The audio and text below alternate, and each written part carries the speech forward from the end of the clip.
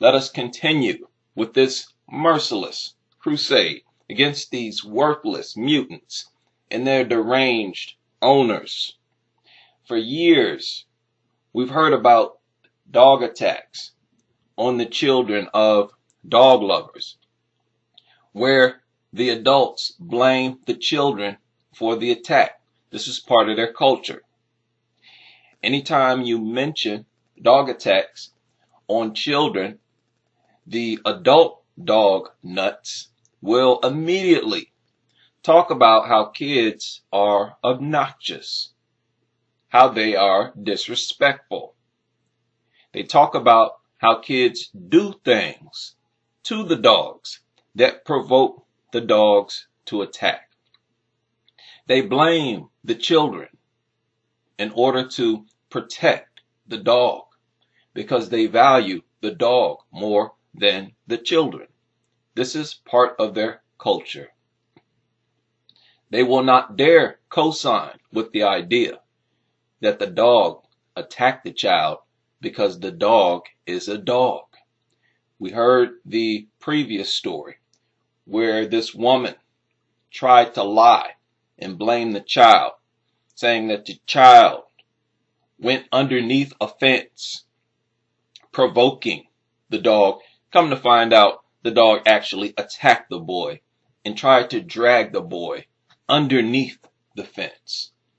We are dealing with a sick, disgusting, demented group of people. This is a true bona fide cult. A predator that is wired towards aggression and bloodshed. They would prefer to blame the child for being attacked by a creature like this. They want to paint a picture of children who misbehave and mistreat the dogs. And they project the attack as the dog getting fed up and retaliating against the child. Very sick scenario. This is one of the most inhumane, subhuman, disgusting traditions among these sick dog nuts. How have they been allowed to get away with this for so long? Right? It is beyond me. Children learn from their parents. If the child treats a dog like a toy, it is because the parents treat the dog like a toy, like property. The act of purchasing and owning a dog itself is a way of treating dogs like toys. It removes dogs from their natural environment. These adults indirectly inform children that this is no longer an animal. It is simply a living toy. Animals belong in the wild. They are designed to live in the wild. So it is the parents' fault. The act of leaving animals in the wild where they are designed to live is an act of treating animals like animals. When you purchase an animal and bring it into your home and play with it, this informs the child that he or she is free to play with it as well. That this is not really an animal. It's a toy. And then they blame the children when the children treat this creature like the toy that the parent is treating it like.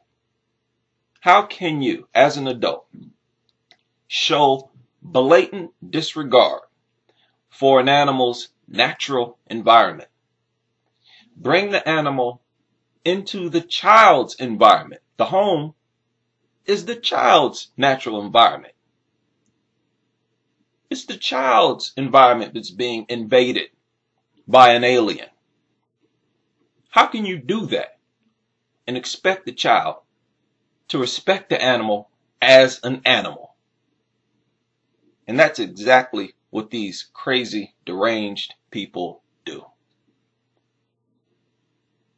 This article says, never leave your pet and child unattended. You may have seen these articles where they try to instruct dog owners on ways that they can prevent dog attacks. In each of these types of articles, they project the idea that the children do something to deserve being attacked. It says, surely you have seen and heard about a few cases in which a pet bit a child and the parents have no idea why it happened. There is a simple solution to this. Always have both in your sight. Simple. Your pet may not deliberately bite a child, but it may be more of an instinctive reaction to a child doing something the dog simply doesn't like. End quote. As if the dog is the rightful owner of the home. As if the dog is the true offspring of the adults in the home. This article is titled, Why Dogs Attack Children.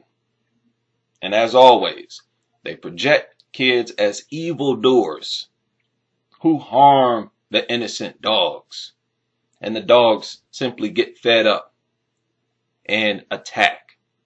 Fed up with being mistreated. It says, quote, before an attack, the dog sends us a series of warning signals, calming signals, such as showing their teeth or growling. All this tells us that the dog feels uncomfortable enough to attack. These physical signs are obvious to us, but not to children who believe that this is a game. And they put that this is a game in bold lettering. Then it lists, quote, negative behaviors in children towards dogs. Listen to this. I told you, this is a sick, really disgusting group of people, these dog nuts. The most, by far, immoral people in our society. And they have the audacity to project themselves as the most moral people in society. The list goes as follows. Staring at the dog, pouncing on the dog, pulling the dog's tail, pulling the dog's ears, pestering the dogs, not letting the dogs rest, shouting, hugging tightly, putting their fingers in their mouth or ears. End quote. Now, these are all examples of kids behaving like kids, exploring their surroundings and treating something like a toy, like the alien that it is, something foreign, because their parents are treating it like a toy as well, like property. Again, if you treat it like a dog rather than a human, it wouldn't be inside the home at all. Right? And in many ways, these kids are treating the dog like it would treat a human. They jump on humans. They play with humans. Aunties, uncles, etc. Now, all other articles written on why dogs attack kids are the same as these.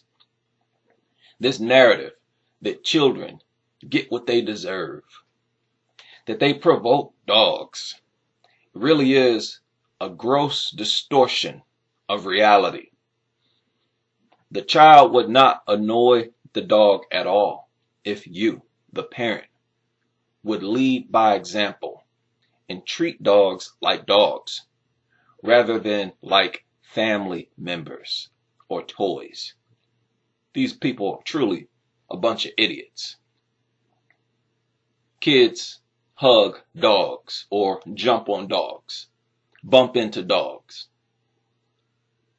Kids do the same thing with aunts, uncles, fathers, mothers. So when they treat dogs the same way they treat a family member, all of a sudden they consider the child to be misbehaving because the dog doesn't like it. If it annoys the dog, then it is wrong and the child is misbehaving. This is clear proof that these people value the dog more than their own kids. Some people think I exaggerate when I point this out. I am not. I'm dead serious. The real truth is that usually these kids have done absolutely nothing to the dog when they are attacked. I've covered several stories. Several are still available online right now where the dogs were totally unprovoked. As soon as the adults left the room, the dog attacked. Or it attacked the child while the adult was still present. As I pointed out, most dog attacks on children occur when a parent is present, an adult is present. So this disgusting narrative is popular among these sick people. Awareness of this inhumane narrative, these inhumane tactics, is crucial. They use these talking points like weapons to defend dogs at the expense of innocent children. And hopefully this helps you to disarm these sick, child endangering lunatics.